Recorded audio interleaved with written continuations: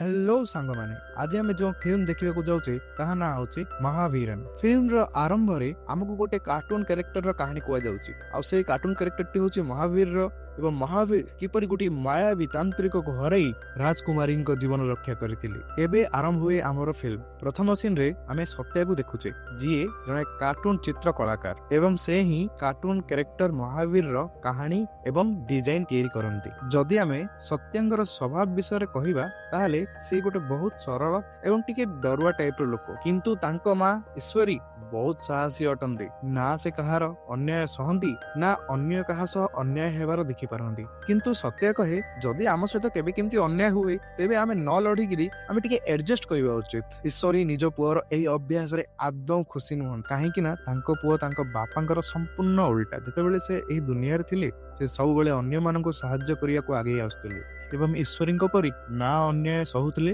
ना का सहित अन्याय हेबार देखि पारुथिले। एबे सत्य निज द्वारा प्रस्तुत कार्टून गुडी को न्यूज पेपर ऑफिस बाहर जने लोकंको मात्र किछि पैसा बिक्री करथिबार देखि पारुछे एवं सेथिरे से निज ना लेखि खबर कागज रे छपाई दिए। एहा परे सत्य जेतेबेले बस रे जाउथिले तांकर आखि गोटे झियो ऊपर पड़े जहार ना होची नीला एवं से सत्यांक द्वारा प्रस्तुत कॉमिक्स को पढ़ुचन। सत्य प्रथम नजर रे ही नीला को पसंद करिनिए। एही समय रे नीला को कहार गोटे फोन आसे एवं से नंबर टी कागज ऊपर लिखि दिए। ताकू एमते करथिबार देखि सत्य ता हातरू न्यूज़पेपर टी झिकी निए एवं ताकू कहे जे तुमे जानिचो एहा तयारी करिवा पय मते केते जे परिश्रम करिया को पड़िछि एवं आपण एहा को एते सहज रे नष्ट करूछंदी। नीला ताकू पचारे आपण ही कॉमिक तयारी करछन। से खबर कागज रे कॉमिक रे तळे थिबा नाम पढ़ी पचारंदी आपण को नाम सुब्रमण्यम की। एहा पर सत्य चुप हो जाए एवं सतकथाटी बाहर को आसीबा पूर्वरु से सेठारु खबर कागज नहीं चली जाए। सत्य सहरर गोटे गरीब बस्ती रे रहउथिला जोंठे आमे एमएलए रो खास लोक भूपति को देखुचे। भूपति से बस्ती रो लोक मान को बुझौताए तुम माने ए घर खाली कर दियो एवं तुमको सरकार गोटे बड़ बड़ फ्लैट देबे जोंठी पानी बिजुली सब प्रकार सुविधा अछि। और जमती एक कथा सुनती सब लोक माने घर छाड़िबा पे रेडी हो जाती। केवल सत्यर माँ ही कौनसी मूल्य रे ए घर छाड़िबा को राजी नहुंदी काहेकि ना सही स्थान रे तांको एवं तांको परिवार रो बहुत गुडिए पुराना स्मृति जड़ित अछि। किंतु सत्य तांको बुझाए माँ समस्ते ए जगह छाड़ी जाउचंदी आमे माने एठारे एकुटिया कोन करिबा। एबे ईश्वरी तांको पुओ झियर मुह देखि ए घर छाड़िबा को प्रस्तुत हो जाती। ता पर दिन सकाळे समस्ते निजर सब किछि छाड़ी नुवा बिल्डिंग को जीवा पय गाड़ी रे बसंती। आ किछि समय मध्य सेमानंको सामना रे तांको घर गुडी को ध्वंस कर दिया जाए। यह देखि ईश्वरी कांदिबा को लागे। तापरे सेमाने तांको नुवा बिल्डिंग बा नुवा अपार्टमेंट पाखरे पहुंचंदी एवं समस्त देखि खुशी ही जाती काहेकि ना एही बिल्डिंग रे तांकर पुराना गरीब बस्ती अपेक्षा बहुत बढ़िया थिला। एही बिल्डिंग रो 10 नंबर महला रे सत्य एवं ता परिवार को घर मिलिथि। किंतु जेतेबेले सेमान सिटी पहुंचंदी देखंदी गोटे गुंडा तांको बाथरूम को यूज करथुला जी कि सेमानंको सामना फ्लैट रे भूपति सहित ही रहउथुला। किंतु सत्या ता डरकुला स्वभाव लगी ताको किछि भी कहि पारे नाही। किंतु एहा देखि सत्यार माँ जेतेबेले सेमानंको किछि कहिबा को जाए सत्या एठारे कथा को संभाली नि। ता परदिन जेतेबेले सत्यार भौणी बाथरूम को जायताए से कबाट रे कुंडी लगेला बेले कुंडीटी बाहरी आसे एवं खाद्य तयारी समय रे मध्य छातरु सिमेंट चेकाटा आसी तांका तरकारी रे पड़ी जाए। देही सब देखि ईश्वरी बहुत रागी जाए किंतु पुणी सत्य तांको बुझी शांत करंदी माँ छाड़ ए सब। एबे जेतेबेले सत्य तांका बापांका फोटो लगेबा पई कांथा को जाई कंटाटी पिटिबा को चेष्टा करंदी प्रथम आघात रे ही सेही स्थान रो सिमेंट खसी पड़े। आ ईश्वर जेतेबेले ए सब देखंदी से कॉन्ट्रैक्टर सह कथा हेबा को दौड़ंती। आ सत्य तांको जते अटकाइबा चेष्टा कलेबी से तार गोटे कथा भी सुनदे नाही। तळे से देखंती जे सब लोकंकर समान अवस्था एवं समस्त घरर कंप्लेन करिबा पई आछंती। तापरे भीड़ को शांत करिबा पई Bhupathi MLA right hand Ramu को कॉल करे। रामो भूपति को कहे जे एबे भी किछि गोटे कॉन्ट्रैक्ट चलीछि आ घर काम एबे भी चलीछि एमदी कहि लोकन को बुझाओ आ सेमानन को कम से कम इलेक्शन तक चुप रखो। आ भूपति सेमानन को मिछ आश्वासन देई कहे कि तुम घर काम होई जिवो टेंशन लियो नाही। समस्त ता कथा मानी निज निज घर को फेरी जांती। एहा परे आमे सुनील नामक जने मिस्त्री को देखु जे जी कि भूपति सहित घरर मरामती काम करिया पई गोटे एग्रीमेंट करे। किंतु जेतेबेले से बिल्डिंग रो वास्तवता विषय जाने से आसी भूपति को कहे जे मु ए बिल्डिंग रो मरामती काम करि परिबि नाही। किंतु ताको भूपति कहे जे तुमे जो एग्रीमेंट पेपर रे साइन करिचो सेठी सफा सफा लिखा जायछि जदि तुमे बिल्डिंग रो काम करिबा छाड़ी दबो तेबे तुमको 3 लाख टंका देबाकू पड़िबो। हेले सुनील को तो पढ़ा लिखा आसु नथिला तेनु से न पढ़ी एग्रीमेंट को साइन कर देतिला। तेनु से बाध्य होई बिल्डिंग रो मरामती करिबा आरंभ करती। ଅନ୍ୟପଟେ ପରଦିନ ଯେତେବେଳେ ସତ୍ୟା ଖବରକାଗଜ ଅଫିସ ବାହାରେ ଠିଆ ହୋଇଥିଲା ସେହି ସମୟରେ ନୀଳା ଆସେ ଏବଂ ନୀଳା ସତ୍ୟକୁ ସୁବ୍ରମଣ୍ୟମ କହି ଡାକିବାକୁ ଲାଗେ ଏବଂ କହେ ଯେ ତୁମ ଖବରକାଗଜରେ ମତେ ଗୋଟେ ଆଡଭର୍ଟାଇଜମେଣ୍ଟ ବା ବିଜ୍ଞାପନ ଦେବାକୁ ଅଛି, ତେଣୁ ତୁମେ ମତେ ଅଫିସ ଭିତରକୁ ନେଇଯାଅ। ସେଥିପାଇଁ ସେ ଜବରଦସ୍ତି ତାଙ୍କୁ ଅଫିସ ଭିତରକୁ ନେଇଯାଏ ଏବଂ ତାକୁ ସୁବ୍ରମଣ୍ୟମ ପାଖକୁ ନିଏ ଏବଂ ଏଠାରେ ଜଣାପଡେ ଯେ ନୀଳା ହେଉଛି ସେହି ଖବରକାଗଜ ଅଫିସର ଜଣେ ସବ୍ ଏଡିଟର ଏବଂ ସିଏ ସିନିୟର ପାଖକୁ ଯାଇ ସବୁ ସତକଥା କହିଦିଅନ୍ତି। ଏହାପରେ ସୁବ୍ରମଣ୍ୟମଙ୍କୁ ସେଠୁ ସସ୍ପେଣ୍ଡ କରିଦିଆଯାଏ ଏବଂ ସତ୍ୟକୁ ସେଠି କମିକ ବୁକ୍ ଆର୍ଟିଷ୍ଟ ବା କାର୍ଟୁନ କାହାଣୀ ଲେଖକ ଭାବେ ନୂଆ ନିଯୁକ୍ତି ଦିଆଯାଏ। ସେଥିପାଇଁ ସତ୍ୟା ବହୁତ ଖୁସି ହୁଏ ଏବଂ ନିଜର କାର୍ଟୁନ କ୍ୟାରେକ୍ଟର ମହାବୀରର କାହାଣୀରେ ନିଜେ ଗର୍ବର ସହିତ ସିଗ୍ନେଚର କରେ। ଏବେ ସବୁକିଛି ବହୁତ ବଢିଆ ଚାଲିଥାଏ, କିନ୍ତୁ ଧୀରେ ଧୀରେ ଲୋକମାନେ କାର୍ଟୁନ କାହାଣୀରେ ଟିକେ ଟିକେ ବୋର ହେବାକୁ ଲାଗନ୍ତି। ତେଣୁ ନୀଳା ସତ୍ୟକୁ କାହାଣୀରେ ଟିକେ ଚେଞ୍ଜ ଆଣିବାକୁ କୁହେ। ଆଉ ଯେତେବେଳେ ସତ୍ୟା ନୂଆ କାହାଣୀ ବିଷୟରେ ଚିନ୍ତା କରୁଥାଏ, ଠିକ ସେହି ସମୟରେ ସେ ଲକ୍ଷ୍ୟ କରେ ତାଙ୍କ ବିଲ୍ଡିଂରେ ରହୁଥିବା ଲୋକମାନଙ୍କ ପ୍ରୋବ୍ଲେମ ଧୀରେ ଧୀରେ ବଢିବାରେ ଲାଗିଛି। କେତେବେଳେ କରେଣ୍ଟ ଚାଲିଯାଏ ତ କେତେବେଳେ ଲିଫ୍ଟ ଖରାପ ହୁଏ, କେତେବେଳେ ଛାତରୁ କିଛି ଖସି ପଡେ। ଏହି ସବୁ ସମସ୍ୟାକୁ ସେ ମହାବୀରନ କାହାଣୀରେ ଏମିତି ଭାବରେ ଲେଖନ୍ତି ଯେମିତି ସମସ୍ୟା ବିରୁଦ୍ଧରେ ସେ ନିଜେ କିଛି କରିବାକୁ ଇଚ୍ଛା ରଖନ୍ତି। ସେ ସବୁ କିଛି ସେ ମହାବୀରଙ୍କ ଦ୍ୱାରା କରାନ୍ତି। ଆଉ ଏଇ ନୂଆ ପ୍ରକାରର କାହାଣୀଟି ଲୋକମାନଙ୍କୁ ବହୁତ ପସନ୍ଦ ଆସେ। ଦିନେ ସତ୍ୟା ନୀଳାଙ୍କୁ ତାଙ୍କ ଘରକୁ ଇନଭାଇଟ୍ କରନ୍ତି। ଆଉ ନୀଳା ଯେତେବେଳେ ତାଙ୍କ ବିଲ୍ଡିଂକୁ ଆସେ ସେ ବୁଝିପାରେ ଯେ ସତ୍ୟା ନିଜ ବିଲ୍ଡିଂର ସମସ୍ୟା ଗୁଡ଼ିକୁ କାହାଣୀରେ ଲେଖି ସମାଧାନ କରିବାକୁ ଚେଷ୍ଟା କରେ। ନୀଳା ଯେତେବେଳେ ସତ୍ୟାକୁ କହେ ଯେ ତୁମେ ଏଗୁଡ଼ିକ କାହାଣୀରେ ଲେଖୁଛ ଠିକ ଅଛି, କିନ୍ତୁ ଏଇ ସବୁ ଘଟଣା ବିରୁଦ୍ଧରେ ତୁମେ ନିଜର ସ୍ୱର ଉତ୍ତୋଳନ କରିବା କଥା। କିନ୍ତୁ ସତ୍ୟା କହେ ମୋର ଲୋକମାନଙ୍କ ପାଇଁ ଲଢିବାକୁ ଇଚ୍ଛା ନାହିଁ। ମୋ ବାପା ବଞ୍ଚିଥିଲା ପର୍ଯ୍ୟନ୍ତ ଲୋକମାନଙ୍କର ଭଲ ପାଇଁ ଲଢୁଥିଲେ, କିନ୍ତୁ ସେ ଆଜି ଦୁନିଆରେ ନାହାନ୍ତି। କିନ୍ତୁ ଏ ଦୁନିଆରେ କଣ ପରିବର୍ତ୍ତନ ହେଇଗଲା? ମୁଁ ମୋ ଜୀବନକୁ ବହୁତ ଭଲ ପାଏ। ମୁଁ ମୋ ମା ଏବଂ ଭଉଣୀ ସହିତ ଖୁସିରେ ବଞ୍ଚିବାକୁ ଚାହେଁ। ସେ ଦୁଇ ଜଣ କଥା ହେବା ସମୟରେ ଏ ଜଣେ ହଠାତ୍ ଜୋରରେ ପାଟିକଲା ଏବଂ ତାହାର ଚିତ୍କାର ଶୁଣି ଏ ଦୁଇ ଜଣ ତଳକୁ ଆସିଲେ ଏବଂ ଜାଣିବାକୁ ପାଇଲେ ଯେ ଘର ଛାତରୁ କିଛି ଗୋଟେ ସିମେଣ୍ଟ ଖସି ଗୋଟେ ଛୋଟ ପିଲା ଉପରେ ପଡିଯାଇଛି। ଏହି କଥାରେ ରାଗିକିରି ବିଲ୍ଡିଂର ସବୁ ଲୋକ ଭୂପତି ଏବଂ ତା ଲୋକମାନଙ୍କୁ ଘେରି ଯାଆନ୍ତି। ଧନରାଜ ନାମକ ଜଣେ ଗୁଣ୍ଡା ଲୋକଙ୍କୁ କହେ ପିଲାଟି ତ ମରିଯାଇ ନାହିଁ ନା। ଏହା ଶୁଣି ନୀଳା କହେ ଯେ ତୁମମାନଙ୍କ ବିଷୟରେ ମୁଁ ଖବରକାଗଜରେ ଲେଖିବି ଏବଂ ତାପରେ ତୁମେମାନେ ଯାଇ ଜାଣିବ। ଏହାପରେ ସତ୍ୟା ତୁରନ୍ତ ନୀଳାକୁ ଏହି ଜାଗାରୁ ପଳେଇ ଯିବାକୁ କହେ ଏବଂ ସେ କହେ ଯେ ଏହା ଆମର ସମସ୍ୟା, ଆମମାନେ ଏ କଥା ବୁଝିବୁ, ତୁମେ ପ୍ଲିଜ ଏ ଜାଗାରୁ ପଳେଇ ଯାଅ। ଏହା ଶୁଣି ନୀଳାକୁ ବହୁତ ଖରାପ ଲାଗେ। ସେ ଚାଲିଯାଏ। ପରଦିନ ଅଫିସ ଯିବା ସମୟରେ ସୁବ୍ରମଣ୍ୟମ କିଛି ଗୁଣ୍ଡା ଧରି ସତ୍ୟକୁ ଧମକ ଦିଅନ୍ତି ଯେ ତୁମେ ଯଦି ଏ ଚାକିରି ନ ଛାଡ଼ିବ ତାହେଲେ ତୁମ ପାଇଁ କାଲି ଭଲ ହବ ନାହିଁ। ସତ୍ୟ ତା ଧମକରେ ଡରିଯାଏ ଏବଂ ଯେତେବେଳେ ସେ ଅଫିସକୁ ଯାଏ ସେ ରିଜାଇନ ଦିଏ। ଏହା ଶୁଣି ନୀଳା ବହୁତ ଦୁଃଖୀ ହୁଏ ଏବଂ ସତ୍ୟର ବସ୍ ତାକୁ କୁହନ୍ତି ଯେ ତୁମେ ମହାବୀରର କାହାଣୀ ଶେଷ କରିଦିଅ, ତାପରେ ତୁମେ ରିଜାଇନ ଦେଇପାରିବ।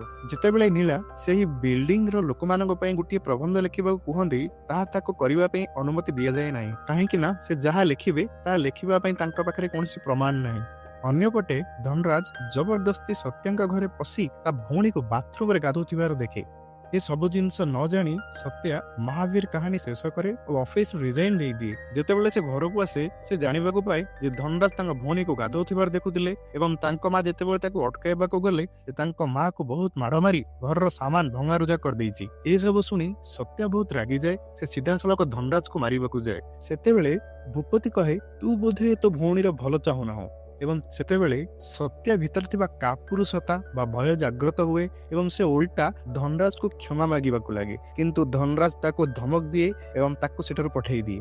ଯେତେବେଳେ ସେ ଘରକୁ ଫେରେ ସେ ଘର ବାହାରେ ରହି ଶୁଣେ ଯେ ତା ମା କୁହନ୍ତି ତାଠାରୁ କୌଣସି ତୁ ଆଶା କରେ ନାହିଁ, ସେ ଏତେ ଡରୁଆ ହେଇ ବଞ୍ଚିବା ଅପେକ୍ଷା ମରିଯିବାଟା ଭଲ। ଏହି କଥାଟି ତା ହୃଦୟକୁ ବହୁତ କଷ୍ଟ ଦିଏ। ସିଏ ବିଲ୍ଡିଂର ଛାତକୁ ଚାଲିଯାଇ ନିଜକୁ ନିଜେ ପଚାରେ ଯେ ମୁଁ ମହାବୀରଙ୍କ ବୀରତ୍ୱ ବିଷୟରେ ଲେଖୁଛି, କିନ୍ତୁ କଣ ମୋ ନିଜ ଜୀବନରେ ମହାବୀର ଭଳି ବୀର ହୋଇପାରିବିନି? ସେ ନିଜକୁ ବହୁତ ଘୃଣା କରିବାକୁ ଲାଗେ ଏବଂ ଛାତରୁ ତଳକୁ ଡେଇଁବା ପାଇଁ ସେ କାନ୍ଥ ଉପରେ ଚଢି ପଡେ। ଠିକ ଏହି ସମୟରେ ହିଁ ତା ମୋବାଇଲଟି ବାଜି ଉଠେ। ଯେତେବେଳେ ସେ ଫୋନ ଦେଖେ ତ ତା ଭଉଣୀ ତାକୁ ଫୋନ କରିଛି। ଏହା ଦେଖି ଯେତେବେଳେ ସତ୍ୟା ତା ନିଜର ନିଷ୍ପତ୍ତି ବଦଳାଇ ପଛକୁ ଫେରିବାକୁ ଲାଗେ, ଠିକ ସେହି ସମୟରେ ତା ଗୋଡ ଖସିଯାଏ ଏବଂ ସେ ତଳକୁ ପଡିଯାଏ। ଏହି ସମୟରେ ତା ମୁଣ୍ଡରେ ଗଭୀର ଆଘାତ ଲାଗେ। ଯେତେବେଳେ ସେ ତା ଚେତା ହରାଏ, ଆମକୁ ସିଏ ତିଆରି କରିଥିବା କାର୍ଟୁନ କ୍ୟାରେକ୍ଟର ମହାବୀରର ଆବାଜ ଶୁଣାଯାଏ ଏବଂ ସେ କହେ ଖୁବ୍ ଶୀଘ୍ର ଏକ ଚମତ୍କାର କାହାଣୀ ଆରମ୍ଭ ହେବାକୁ ଯାଉଛି ଏବଂ ଆକାଶରୁ ବହୁତ ଜୋରରେ ବର୍ଷା ହେବାକୁ ଲାଗେ। ଠିକ ସେହି ସମୟରେ ସୁନୀଲ ଛାତ ଉପରକୁ ଯାଇଥାଏ ଏବଂ ସେ ସତ୍ୟାକୁ ଏମିତି ବିପଦ ଅବସ୍ଥାରେ ଦେଖି ତାକୁ ସେ ମେଡିକାଲ ନେଇଯାଏ। ସେଠାରେ ଡାକ୍ତର ସତ୍ୟର ମା ଏବଂ ଭଉଣୀକୁ କୁହନ୍ତି ଯେ ସତ୍ୟର ବଞ୍ଚିବାଟା ଅସମ୍ଭବ। ସେହି ସମୟରେ ସତ୍ୟର ଅବସ୍ଥା ବହୁତ ସିରିୟସ ହେଇଯାଏ ଏବଂ ଡାକ୍ତରମାନେ ତୁରନ୍ତ ତାକୁ ବଞ୍ଚାଇବା ପାଇଁ ଚେଷ୍ଟା କରନ୍ତି। ସେ ଏତିକି କହିବା ମାତ୍ରେ ହିଁ ସତ୍ୟାର ଶ୍ୱାସ ପ୍ରଶ୍ୱାସ ବନ୍ଦ ହୋଇଯାଏ। ଯେତେବେଳେ ଡକ୍ଟର ମାନେ ତାକୁ ମରିଯାଇଛି ବୋଲି ଘୋଷଣା କରନ୍ତି, ହଠାତ୍ ସେ ଜୀବିତ ହୋଇ ଉଠେ ଏବଂ ଡକ୍ଟର ମାନେ ମଧ୍ୟ ଆଶ୍ଚର୍ଯ୍ୟ ହୋଇଯାଆନ୍ତି ଯେ ବିନା ସିପିଆର ରେ ସେ କେମିତି ତା ଜୀବନ ଫେରି ପାଇଲା। ସେମାନେ ଦେଖନ୍ତି ଯେ ସତ୍ୟାର ହେଲ୍ଥ ଏବେ ଭଲ ହୋଇଯାଇଛି ଏବଂ ଡାକ୍ତରଖାନାରୁ ତାକୁ ଡିସଚାର୍ଜ କରିଦିଆଯାଏ। ଯେତେବେଳେ ସତ୍ୟା ଘରକୁ ଆସି ଶୋଇବାକୁ ଯାଏ, ଠିକ୍ ସେହି ସମୟରେ ତାକୁ ସେହି ଆବାଜ ଶୁଣାଯାଏ। ସେହି ଆବାଜ କହେ ଯେ ମହାବୀରକୁ ଲୋକମାନଙ୍କ ଲାଗି ଲଢିବାକୁ ହେବ ଏବଂ ଲୋକମାନଙ୍କ ଜୀବନ ବଞ୍ଚାଇବା ପାଇଁ ତାକୁ ତାର ଜୀବନ ମଧ୍ୟ ତ୍ୟାଗ କରିବାକୁ ପଡିପାରେ। ସତ୍ୟା ବୁଝିପାରେ ନାହିଁ ଯେ ଏଇ ଆବାଜଟି କେଉଁଠାରୁ ଆସୁଛି। ସେ ତା ମାଆକୁ କୁହେ ଯେ ମୋ ରୁମରେ କେହି ଜଣେ ଅଛି, କିନ୍ତୁ ଯେତେବେଳେ ଈଶ୍ୱରୀ ଯାଇ ଚେକ୍ କରେ ତ ସେଠି କିଏ ନାହିଁ। ଏହି ଆବାଜ କେବଳ ସତ୍ୟାକୁ ହିଁ ଶୁଣାଯାଉଥିଲା। ଏହି ସବୁ କାରଣରୁ ସତ୍ୟାକୁ ନିଦ ବି ହୁଏ ନାହିଁ। ସତ୍ୟର ଏ ଅବସ୍ଥା ଦେଖି ତା ଭଉଣୀ ତାକୁ ମେଡିକାଲକୁ ନେଇଯାଏ ଏବଂ ସେଠାରେ ସେ ନୀଳାକୁ ଫୋନ କରେ। ଯେତେବେଳେ ନୀଳା ତାକୁ ଡକ୍ଟର ପାଖକୁ ନେଇଯାଏ, ଡକ୍ଟର ତାକୁ ବୁଝାନ୍ତି ଯେ ତୁମେ ଜାଣିଥିବା କଥା ହିଁ ସେଇ ଆବାଜ ତମକୁ ଶୁଣାଏ ଏବଂ ଏହା ଗୋଟେ ପ୍ରକାରର ମସ୍ତିଷ୍କ ରୋଗ। ଏହାପରେ ସେ ସତ୍ୟକୁ ମେଡିସିନ କିଣିବା ପାଇଁ ପଠେଇ ଦିଅନ୍ତି। ସେଠାରେ ସେ ଆବାଜ ମେଡିସିନର ଟୋଟାଲ କେତେ ବିଲ୍ ହେଲା ତାହା ତାକୁ କହେ ଏବଂ ସିଏ ଯେତେ ଟଙ୍କା କହିଥିଲା ବିଲରେ ସେତିକି ହିଁ ଲେଖା ଥିଲା ଏବଂ ଏ ସବୁ କଥା ସତ୍ୟା ଡାକ୍ତରକୁ କହିଲା। ଏହାପରେ ଡକ୍ଟର ସତ୍ୟାକୁ ପଚାରେ, ଆଚ୍ଛା ମୁଁ କାଗଜରେ କଣ ଲେଖୁଛି ତୁମେ ସେ ଆବାଜକୁ ପଚାରି ଦେଖ ତ। କିନ୍ତୁ ସେ ଆବାଜ ଚୁପ ରହେ। କିନ୍ତୁ ଟିକେ ସମୟ ପରେ ସେ ଆବାଜ କହେ ଯେ ଡାକ୍ତର ଉପରେ ପଙ୍ଖାଟି ପଡିବାକୁ ଯାଉଛି। ଠିକ ପର ମୁହୂର୍ତ୍ତରେ ଡକ୍ଟର ଉପରେ ପଙ୍ଖା ପଡିଯାଏ ଆଉ ତାକୁ ମାଡ ବି ଲାଗିଯାଏ। ଏଠାରେ ସତ୍ୟକୁ ଲାଗେ ସତ୍ୟ ଯେମିତି ତା ପାଖରେ କୌଣସି ସୁପର ପାୱାର ବା ଦୈବିକ ଶକ୍ତି ପ୍ରବେଶ କରିଛି। ତାପରେ ନୀଳା ଓ ସତ୍ୟା ସ୍କୁଟିରେ ବାହାରି ଯାଆନ୍ତି। ଏହି ସମୟରେ ସେ ଆବାଜ କୁହେ ଯେ ମହାବୀର ଯମରାଜର ଆଖିରେ ଆଖି ମିଶାଇ ଦେଖିବ ଏବଂ ସତ୍ୟା ଏସବୁ ଶୁଣିଥିବା କଥା ନୀଳାକୁ ଜଣାଏ ଏବଂ ତାକୁ ଗାଡି ଅଟକାଇବା ପାଇଁ କହେ। କିନ୍ତୁ ନୀଳା ସତ୍ୟର କଥା ନ ମାନି ଗାଡି ଚଲାଏ ଆଉ ଠିକ୍ ସେହି ସମୟରେ ନୀଳାର ମୁହଁ ଉପରେ ଗୋଟେ ପୋଷ୍ଟର ଆସି ପଡିଯାଏ। ସେ ପୋଷ୍ଟର ହଟାଇ ଦେଖେ ତ ଗୋଟେ ବଡ ଦୁର୍ଘଟଣାରୁ ସେ ବଞ୍ଚି ଯାଇଛି। ଟିକିଏ ଏପଟ ସେପଟ ହେଇଥାନ୍ତା ତ ଆଜି ତ ତାର ଜୀବନ ଯାଇଥାନ୍ତା। ଯେତେବେଳେ ସତ୍ୟା ପୋଷ୍ଟର ଦେଖେ ତ ପୋଷ୍ଟର ଭିତରେ ଏମଏଲଏ ର ଫଟୋ ଥାଏ ଏବଂ ସେ ଜାଣିଯାଏ ଯେ ଆବାଜଟି ଏମଏଲଏ କୁ ହିଁ ଯମରାଜ ବୋଲି କହୁଥିଲା। ଏହି ଆକ୍ସିଡେଣ୍ଟ ପରେ ନୀଳା ସତ୍ୟର ସବୁ କଥାକୁ ବିଶ୍ୱାସ କରିବାକୁ ଲାଗେ ଏବଂ ଏହାପରେ ସତ୍ୟକୁ ସେହି ଆବାଜ ପୁଣି କହେ ଏହି କାହାଣୀ ସେଇଠି ଶେଷ ହବ ଯେଉଁଠି ଆରମ୍ଭ ହୋଇଥିଲା। ଏହି ସମୟରେ ସତ୍ୟା ଛାତ ଉପରକୁ ଯାଏ ଏବଂ ସେ ବୁଝିପାରେ ନାହିଁ ଯେ ତାକୁ କଣ କରିବାକୁ ପଡିବ। ଆଉ ଠିକ ଏହି ସମୟରେ ସୁନୀଲ ମଧ୍ୟ ଛାତ ଉପରକୁ ଆସେ ଏବଂ ସତ୍ୟା ଯାହା ଶୁଣିଥିବା କଥା ସବୁ ସୁନୀଲକୁ କହେ ଏବଂ ସୁନୀଲ କହେ ତୁ ଯାହା କହୁଛୁ ସତ କହୁଛୁ, କାରଣ ଏମଏଲଏ ସତରେ ଯମରାଜ ହିଁ ଅଟେ। କାରଣ ଏହି ଖତରନାକ ବିଲ୍ଡିଂ ରେ ସେ ଏତେ ଲୋକର ଜୀବନ ରିସ୍କରେ ରଖିଛି। ଯଦି ମୋ ହାତରେ ଥାନ୍ତା ତାକୁ ମୁଁ କୁକୁର ଭଳି ମାରନ୍ତି। ଆଉ ସତ୍ୟ ତାକୁ କହେ ଆରେ ୟାର ତୁ ବି ମୋଠୁ ବହୁତ ସାହସୀ। ପରଦିନ ଏମଏଲଏ ସେହି ବିଲ୍ଡିଂ କୁ ଭାଷଣ ଦେବାକୁ ଆସେ ଏବଂ ସେହି ସମୟରେ ସେ ଆବାଜ କହେ ଯେ ଆଜି ଯମରାଜ ଆଉ ମହାବୀର ମୁହାଁମୁହିଁ ହେବେ ଆଉ ଆଜି ମହାବୀର ଏମଏଲଏ ବିରୁଦ୍ଧରେ ଯୁଦ୍ଧ ଘୋଷଣା କରିବ। ଆଉ ସତ୍ୟା ଏସବୁ ଶୁଣି ବହୁତ ଡରିଯାଏ। ଆଉ ଠିକ ସେ ପଏଣ୍ଟରେ ଏମଏଲଏ ର ଏଣ୍ଟ୍ରି ହୁଏ ଏବଂ ସେ ଭାଷଣ ଦେବା ଆରମ୍ଭ କରେ। ଆଉ ସେତେବେଳେ ଭୂପତି ଦେଖେ ଯେ ସତ୍ୟା ଏମଏଲଏ ର ପୋଷ୍ଟର ଉପରେ ଠିଆ ହେଇଛି। ସେ ସତ୍ୟାକୁ ତା ଗୋଡ ବାହାର କରିବାକୁ କହେ ତ ସତ୍ୟା ଦେଖେ କି ସେ ପୋଷ୍ଟରଟା ତା ଚପଲରେ ଅଠା ଭଳି ଲାଗିଯାଇଛି ଆଉ ସେଥିପାଇଁ ସତ୍ୟା ତାକୁ ବାଡେଇକିରି ଚପଲରୁ ବାହାର କରିବାକୁ ଚେଷ୍ଟା କରେ। କିନ୍ତୁ ଭୂପତିକୁ ଲାଗେ ସତ୍ୟ ଯେମିତି ସତ୍ୟା ଏସବୁ ଜାଣି ଶୁଣିକି କରୁଛି ଏବଂ ସିଏ ସେତେବେଳେ ସତ୍ୟା ପାଖକୁ ଯାଏ। ସତ୍ୟା ତାଠୁ ବଞ୍ଚିବା ପାଇଁ ଗୋଟେ ଭିଡ ଭିତରେ ପଶିଯାଏ ଏବଂ ଯେତେବେଳେ ସେ ଜୋରରେ ଚପଲରୁ ପୋଷ୍ଟର ବାହାର କରିବାକୁ ଯାଉଥାଏ ସେହି ସମୟରେ ଚପଲଟି ତା ହାତରୁ ଖସିଯାଏ ଏବଂ ସିଧା ଯାଇ ଏମଏଲଏ ର ମୁହଁ ଉପରେ ପଡେ ଏବଂ ସେ ଆବାଜ ଯାହା କହିଥିଲା ସେ ସବୁ ପ୍ରକୃତରେ ଘଟିଯାଏ। ଏମଏଲଏ କୁ ଚପଲ ମାଡ ହୋଇଥିବାରୁ ସବୁ ଲୋକ ଆଶ୍ଚର୍ଯ୍ୟ ହୋଇଯାଆନ୍ତି ଏବଂ ପୋଲିସ ସତ୍ୟାକୁ ଗିରଫ କରିନିଏ। ଆଉ ଯେତେବେଳେ ଏ ସବୁ ବିଷୟରେ ସତ୍ୟାର ମା ଜାଣନ୍ତି ସେ ବହୁତ ଖୁସି ହେଇଯାଆନ୍ତି, କାରଣ ପ୍ରଥମ ଥର ପାଇଁ ତାଙ୍କ ପୁଅ ସାହସ ଦେଖେଇଛି। ଏବଂ ଜେଲ ଭିତରେ ସତ୍ୟା ଏମଏଲଏ ର ଗୋଟେ ଖାସ ଲୋକର ଗୋଡ ଧରି କ୍ଷମା ମାଗେ ଓ ସବୁ ଦୋଷ ବିଚରା ସୁନୀଲ ଉପରେ ଲଦି ଦେଇ କହେ ଇଏ ହିଁ କାଲି ମତେ ଏମଏଲଏ ଙ୍କ ବିରୋଧରେ ଉସ୍କାଉଥିଲା, ତେଣୁ ସୁନୀଲକୁ ବି ମାଡ ଖାଇବାକୁ ପଡେ। ଅନ୍ୟପଟେ ଏମଏଲଏ ସତ୍ୟାକୁ ସାଙ୍ଗେ ସାଙ୍ଗେ ମାରିଦେବାକୁ ଚାହୁଁଥିଲା, କିନ୍ତୁ ରାମୁ ତାକୁ ବୁଝାଇଲା ଯେ ଆଗକୁ ଇଲେକ୍ସନ ଅଛି। ଏପଟେ ଏମଏଲଏ ର ଲୋକଟି ସତ୍ୟାକୁ କହିଲା ତୁ ଯେମିତି ସମସ୍ତଙ୍କ ସାମ୍ନାରେ ଏମଏଲଏ ଙ୍କ ଉପରକୁ ଚପଲ ମାଡ କରିଥିଲୁ ଠିକ ସେମିତି ତତେ ସମସ୍ତଙ୍କ ସାମ୍ନାରେ ଏମଏଲଏ ର ପାଦ ଧରି କ୍ଷମା ମାଗିବାକୁ ପଡିବ। ତାପରେ ତତେ ଏମଏଲଏ କ୍ଷମା କରିଦେବେ ଆଉ ସବୁ କିଛି ଠିକ ହେଇଯିବ। ଆଉ ପରଦିନ ଏମଏଲଏ ମିଡିଆ ବାଲାଙ୍କୁ ଧରି ସତ୍ୟାର ଘରକୁ ତା ଚପଲ ଫେରାଇବାକୁ ଯାଏ ଆଉ ସେଇଠି ପୁଣି ସତ୍ୟକୁ ସେହି ଆବାଜ ଶୁଣାଯାଏ ଯାହା ସତ୍ୟକୁ କହେ ଯେ ଯମରାଜ ଆଉ କିଛି ସମୟ ପରେ ଚଟାଣରେ ପଡିଯିବ। ତାପରେ ସତ୍ୟା ଡରି ଯାଇ ଆମ୍ବୁଲାନ୍ସକୁ ଡକାଇବା ପାଇଁ କହେ, କାହିଁକି କାହିଁକି ନା ସେ ଜାଣେ ଯେ ସେ ଯାହା ସବୁ ଶୁଣୁଛି ସବୁ ସତ ହୋଇଥାଏ। ସେ ସାଙ୍ଗେ ସାଙ୍ଗେ ଫ୍ୟାନ୍ ଲଗେଇବାକୁ ଯାଏ କିନ୍ତୁ ଲାଇଟ୍ ପଳାଇଯାଏ। ତାପରେ ସେ ଯାଇ ଝରକା ଖୋଲିବାକୁ ଚେଷ୍ଟା କରେ କିନ୍ତୁ ଝରକାଟି ଜାମ୍ ହୋଇଯାଇଥାଏ। ସେଥିପାଇଁ ଯେତେବେଳେ ସେ ବଳ ପ୍ରୟୋଗ କରି ଖୋଲିବାକୁ ଚେଷ୍ଟା କରେ ଝରକାଟି ଭାଙ୍ଗି ଯାଇ ଏମଏଲଏ ର ଗାଡିଙ୍କ ଉପରେ ପଡେ ଏବଂ ଏସବୁ ଦେଖି ଏମଏଲଏ ର ବିପି ବଢିଯାଏ ଆଉ ସେ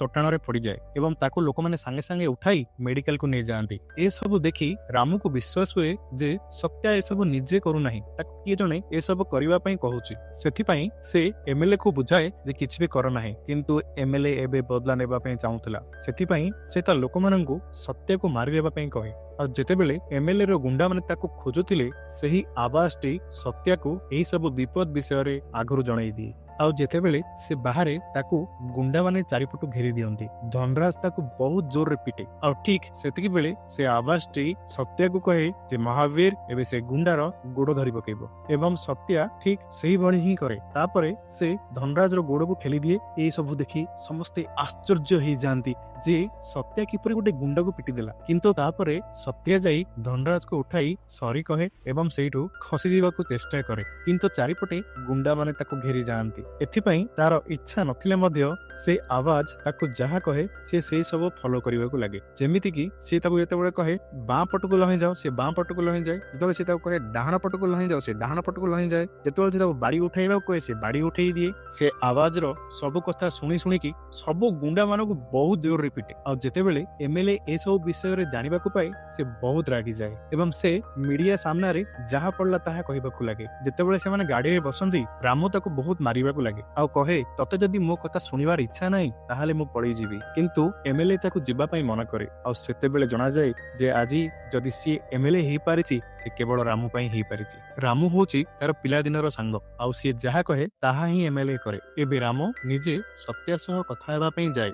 ସେ ସତ୍ୟାକୁ ଗୋଟେ ବଙ୍ଗଳା ଅଫର କରେ, ତା ବଦଳରେ ତାକୁ ଗୋଟିଏ ପେପରରେ ସିଗ୍ନେଚର କରିବାକୁ ପଡିବ। ଏସବୁ କଥାରେ ସତ୍ୟାର ମା ବିଲକୁଲ ରାଜି ନଥିଲେ, କିନ୍ତୁ ସତ୍ୟା ରାଜି ହୋଇଯାଏ। ତାକୁ ଏହି ସମୟରେ ସେ ଆବାଜ ବାରମ୍ବାର ଶୁଣା ଯାଉଥିଲା। ସେ ଯାହା ଶୁଣୁଥିଲା ସେଇ ସବୁ ହିଁ ଘଟି ଯାଉଥିଲା। ଯେତେବେଳେ ସେ ସିଗ୍ନେଚର କରିବାକୁ ଯାଉଥିଲା ପେନ୍ ଚାଲୁ ନଥିଲା, କେତେବେଳେ ପେପର ଉଡି ଯାଉଥିଲା ଆଉ ସେ ଯେତେବେଳେ ବାଥରୁମରେ ଯାଇ ସିଗ୍ନେଚର କରିବାକୁ ଲାଗିଲା ସେତେବେଳେ ଛାତ ଉପରୁ ପାଣି ପଡି ପେପର ଖରାପ ହେଇଗଲା। ଏଇ ସବୁ ଦେଖି ସତ୍ୟା ରାଗିକି ପେପର ଚିରି ଦିଏ ଏବଂ ସେହି ଆବାଜକୁ ଗାଳି କରିବାକୁ ଲାଗେ। ଏ ସବୁ ଗାଳି ଶୁଣି ରାମକୁ ବହୁତ ଖରାପ ଲାଗେ ଆଉ ସେଠାରୁ ସେ ତୁରନ୍ତ ଚାଲିଯାଏ। ଏହି ସବୁ ଭୁଲ ସୁଧାରିବା ପାଇଁ ସତ୍ୟା ନିଜେ ଏମଏଲଏ ଘରକୁ ଯାଇ ତା ସହିତ କଥାବାର୍ତ୍ତା ହେବା ପାଇଁ ଚେଷ୍ଟା କରେ ଏବଂ ସତ୍ୟାର ହାତ ବନ୍ଧା ହେଲା ପରେ ରାମୁ ତାକୁ ଭିତରକୁ ଡାକେ। ସେଠାରେ ସେ ଏମଏଲଏ ଏବଂ ରାମୁକୁ କହେ କି ମତେ ଗୋଟିଏ ପ୍ରକାରର ଆବାଜ ଶୁଣାଯାଏ ଏବଂ ତାହା ସତ ହୋଇଥାଏ, କିନ୍ତୁ ଏମଏଲଏ ଭାବେ ଯେ ସତ୍ୟା ତା ଆଘରେ ତାର ମଜାକ ଉଡଉଛି। ସେଥିପାଇଁ ସେ ତାକୁ ଯେତେବେଳେ ପଛରୁ ଖଣ୍ଡାରୁ ମାରିଦେବାକୁ ଯାଏ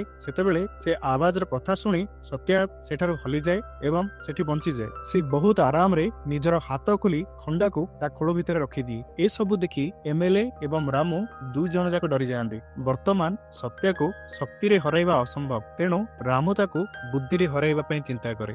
ଏବେ ସେ ସତ୍ୟାକୁ ବୁଝାଏ ଯେ ମୁଁ ଯାହା କହିବି ଯଦି ତୁ ତାହା କରିବୁ ତାହେଲେ ଏମଏଲଏ ତତେ କ୍ଷମା କରିଦେବେ। ତାର କହିବା ମୁତାବକ ସତ୍ୟା ଟିଭିରେ ଯାଇ ମାନିନିଏ ଯେ ତାକୁ ଗୋଟିଏ ପ୍ରକାରର କଥା ଶୁଣାଯାଏ ଏବଂ ଏହି କଥା ଶୁଣି ବିଲ୍ଡିଂର ଲୋକମାନେ ତା ଉପରେ ଯେଉଁ ଭରସା କରିଥିଲେ ତାହା ଭାଙ୍ଗିଯାଏ। ସମସ୍ତେ ତାକୁ ପାଗଳ ବୋଲି ଭାବନ୍ତି, କିନ୍ତୁ ସତ୍ୟା କିପରି ନିଜକୁ ରକ୍ଷା କରିପାରିବ ସେ ବିଷୟରେ ହିଁ ସେ ଭାବୁଥିଲା। ତାପରେ ରାମୁ ସତ୍ୟାକୁ ଏମଏଲଏ ପାଖକୁ ନେଇଯାଏ ଏବଂ ସେଠାରେ ତାକୁ କହେ ଯେ ଏମଏଲଏ ତତେ ରାଗ ହେଲା ଯାଇ ଟିକେ ପିଟିବେ, କିନ୍ତୁ ସେହି ସମୟରେ ତୁ ସେ ଆବାଜର କଥାକୁ ଟିକେ ବି ଶୁଣିବୁ ନାହିଁ, ଟିକେ ମାଡ଼ ଖାଇଯିବୁ। ଅନ୍ୟପଟେ ବିଲ୍ଡିଂରେ ରହୁଥିବା ଲୋକମାନଙ୍କର କରେଣ୍ଟ ଏବଂ ପାଣି କନେକ୍ସନ କାଟି ଦିଆଯାଏ ଆଉ ସେମାନଙ୍କୁ କୁହାଯାଏ ଯଦି ସତ୍ୟା ଏ ବିଲ୍ଡିଂରେ ରହିବ ତେବେ ତମମାନଙ୍କୁ ଏସବୁ କିଛି ବି ମିଳିବ ନାହିଁ। ଆଉ ସମସ୍ତେ ମିଳିମିଶି ସତ୍ୟାର ମା ଓ ଭଉଣୀକୁ ତାଙ୍କ ବିଲ୍ଡିଂରୁ ବାହାର କରିଦିଅନ୍ତି।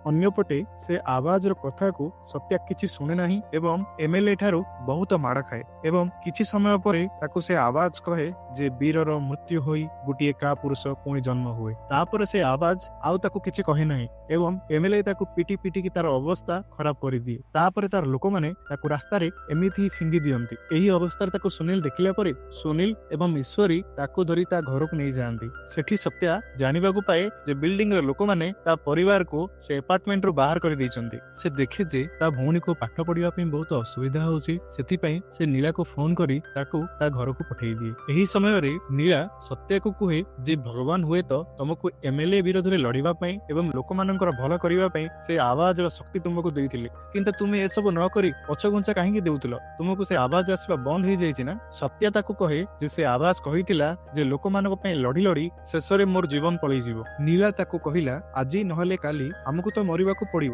କିନ୍ତୁ ଯଦି ଲୋକମାନଙ୍କ ପାଇଁ ଲଢି ଲଢି ମରିବାକୁ ଯିବ ତେବେ ତମେ ଜଣେ ବୀର ଭାବରେ ମରିବ। ନୀଳାର କଥା ଶୁଣି ସତ୍ୟର ମନ ବଦଳିଗଲା। ସେ ସମୟରେ ତାର ମନେ ପଡିଲା ଯେତେବେଳେ ସେ ଏମଏଲଏ ଠାରୁ ମାଡ଼ ଖାଉଥିଲା ସେ ସମୟରେ ବିଲ୍ଡିଂ ଇନ୍ସପେକ୍ସନର ଗୋଟେ ଫାଇଲ ଦେଖିଥିଲା। ସେ ଫାଇଲରେ ବିଲ୍ଡିଂର କନଷ୍ଟ୍ରକ୍ସନ ବା ତିଆରି ହବାର ସବୁ ପ୍ରକାରର ଇନଫର୍ମେସନ ଥିଲା। ସତ୍ୟ ସେ ଫାଇଲ ଆଣିବା ପାଇଁ ଯେତେବେଳେ ବିଲ୍ଡିଂକୁ ଗଲା ସେତେବେଳେ ତାର ସାକ୍ଷାତ ଧନରାଜ ଏବଂ ତାର ଗୁଣ୍ଡା ମାନଙ୍କ ସହିତ ହେଲା। ଏଠାରେ ସତ୍ୟା ସେ ଆବାଜ ଶୁଣିଲା ଭଳି ଆକ୍ଟିଂ କରେ। ପୂର୍ବ ଥରର ଖାଇଥିବା ମାଡ଼ କଥା ସମସ୍ତେ ମନେ ପକାନ୍ତି, ତେଣୁ ତା ଉପରକୁ ହାତ ଉଠିବାକୁ କିଏ ସାହସ କରନ୍ତି ନାହିଁ ଏବଂ ସେହି ସମୟରେ ସମସ୍ତଙ୍କ ସାମ୍ନାରେ ସତ୍ୟା ବିଲ୍ଡିଂ ଭିତରେ ପଶି ଫାଇଲ ଖୋଜିବାକୁ ଲାଗେ। କିନ୍ତୁ ଯେତେବେଳେ ସେ ଫାଇଲ ଖୋଲି ଦେଖେ ତ ସେ ଫାଇଲରେ କିଛି ବି ନଥିଲା। ଆଉ ସେଠାରେ ପୁଣି ଏମଏଲଏ ର ଏଣ୍ଟ୍ରି ହୁଏ। ଆଉ ସେ ଆଜି ସତ୍ୟକୁ ମାରିଦେବା ମୋଡରେ ହିଁ ଆସିଥିଲା। ସତ୍ୟ ତାକୁ କହେ ତୁମକୁ ଇଲେକ୍ସନ ଜିତିବାର ଅଛି ନା, ତୁମେ ଜିତ, କିନ୍ତୁ ସେ ଲୋକମାନଙ୍କୁ ସେଇ ଘରୁ ବାହାର କରିଦିଅ, କାହିଁକି ନା କେତେବେଳେ ବି ସେ ବିଲ୍ଡିଂ ପଡିଯିବାର ସମ୍ଭାବନା ଅଛି। କିନ୍ତୁ ଏମଏଲଏ ତା କଥାକୁ ଖାତିର ନ କରି ତା ଲୋକମାନଙ୍କୁ ତାକୁ ମାରିଦେବାକୁ କହେ। କିନ୍ତୁ ରାମ କହେ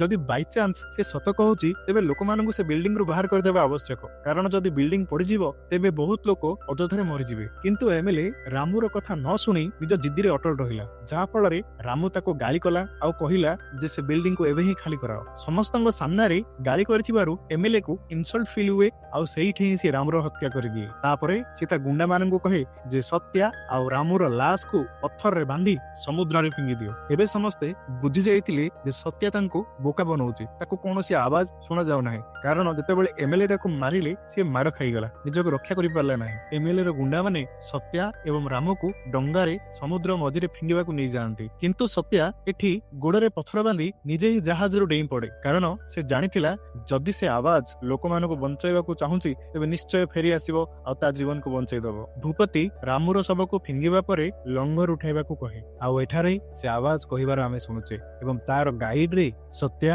ସେ ଲଙ୍ଗରକୁ ଧରି ଜାହାଜ ଉପରକୁ ଉଠିଯାଏ। ଆଉ ଯେତେବେଳେ ସେମାନେ ତାକୁ ମାରିବାକୁ ଆସନ୍ତି ସେତେବେଳେ ସତ୍ୟା ସେମାନଙ୍କ ଠାରୁ ବଞ୍ଚି ନିଜ ହାତରେ ବନ୍ଧା ହୋଇଥିବା ଦଉଡ଼ିକି ବି ଖୋଲିଦିଏ ଆଉ ତାପରେ ସମସ୍ତଙ୍କୁ ଖତରନାକ ମାଡ଼ ମାରେ। ତାପରେ ସେ ବିଲ୍ଡିଂ କୁ ଯାଇ ସବୁ ଲୋକଙ୍କୁ ବିଲ୍ଡିଂ ଖାଲି କରିବାକୁ ହିଁ କହେ। ଠିକ ସେହି ସମୟରେ ଏମଏଲଏ ମଧ୍ୟ ସେହି ଜାଗାରେ ପହଞ୍ଚେ ଏବଂ ଲୋକଙ୍କୁ ବୁଝାଏ ଏହି ପାଗଳର କଥା ଶୁଣ ନାହିଁ, ବିଲ୍ଡିଂ କାହିଁ ଭାଙ୍ଗିବ। ତାପରେ ସତ୍ୟା ଏମଏଲଏ କୁ କହେ ଯଦି ବିଲ୍ଡିଂ ଭାଙ୍ଗିବନି ତାହେଲେ ଆମ ସହିତ ରାତି ବିତେଇକିରି ଦେଖାଅ। ଆଉ ଏହି କଥାରେ ବିଲ୍ଡିଂ ର ଲୋକମାନେ ସହମତ ହୁଅନ୍ତି, କିନ୍ତୁ ଏମଏଲଏ ବିରକ୍ତ ହୋଇ ତା ଲୋକମାନଙ୍କୁ ସତ୍ୟକୁ ମାରିଦେବା ପାଇଁ କହେ। କିନ୍ତୁ ଏବେ ସତ୍ୟର ସାଙ୍ଗରେ ସେ ଆୱାଜ ଅଛି, ଯାହା ଫଳରେ ସେ ସମସ୍ତଙ୍କୁ ଆରାମସେ ହରେଇଦିଏ। ଏହି ସମୟରେ ଏମଏଲଏ ନିଜର ବନ୍ଧୁକ ବାହାର କରି ସତ୍ୟକୁ ମାରିଦେବାକୁ ଚାହେଁ, କିନ୍ତୁ ଠିକ ସେହି ସମୟରେ ବିଲ୍ଡିଂ ରେ ଲେଖା ଯାଇଥିବା କିଛି ଅକ୍ଷର ଏମଏଲଏ ଉପରେ ପଡିଯାଏ ଏବଂ ଠିକ ସେଇଠାରେ ହିଁ ଏମଏଲଏ ର ମୃତ୍ୟୁ ହୋଇଯାଏ। ଏବଂ ଠିକ ଏହି ସମୟରେ ବିଲ୍ଡିଂ ଟି ଭାଙ୍ଗିବାକୁ ଲାଗେ ଏବଂ ସମସ୍ତେ ଦେଖନ୍ତି ଯେ ଏବେ ବି ଗୋଟେ ଝିଅ ସେ ବିଲ୍ଡିଂ ରେ ଫସି ଯାଇଛି, ତେଣୁ ସତ୍ୟା ତାକୁ ବାହାର କରିବା ପାଇଁ ନିଜେ ସେ ବିଲ୍ଡିଂ ଭିତରେ ପଶିଯାଏ ଏବଂ ବହୁତ ଗୁଡିଏ କଷ୍ଟର ସାମ୍ନା କରି